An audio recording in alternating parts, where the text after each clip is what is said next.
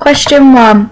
In what ways does your media product use, develop or challenge forms and conventions of media products?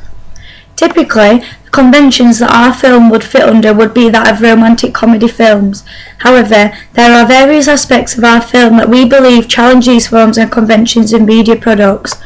Firstly, our main character goes against the forms and conventions of rom-coms. Usually the main male character is either extremely good looking or is on the opposite end of the spectrum and is not necessarily seen as the most good looking character. Our character is neither of these conventions and in fact fits in between the two, which is not usually done in rom-coms. Moreover, the character that we base Torin on, Michael Cera, has not yet starred in a typical rom-com, and when he has, they have involved some form of action. This immediately set us up to challenge these conventions, as we were basing our character upon another actor who does not usually play rom-com roles. The time in which the characters in the film actually fell in love, we believe, uses the forms and conventions of a rom-com film. This is because most of romantic comedy movies use the love at first sight plot, which is what we have used in our 5-minute film. Our plot uses the forms and conventions of media products in that stereotypically the story involves a problem which may prevent the lovers from being together, followed by a resolution. However, the ending of our film challenged this storyline convention in that it is not necessarily always a happy ending, as the two lovers get rubbed out from the whiteboard.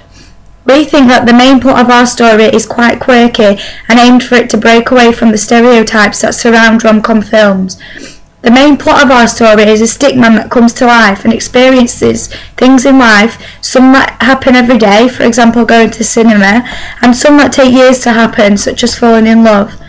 We believe that our main story and idea break away from forms and conventions of similar media products because our storyline is based around a character that is fictional and a character that no one from our audience could relate to, as it is impossible to happen.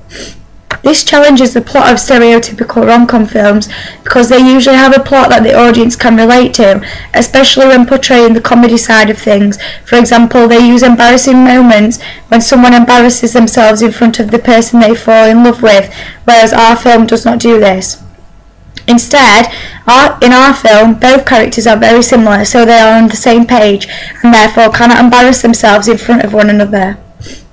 Typically, in stop-motion films such as Wallace and Gromit, the titles used don't usually make use of stop-motion and are made using computer programs. In this sense, our titles challenge conventions of similar media products because we keep the stop-motion theme all the way and even use it for our title sequence at the end of the film.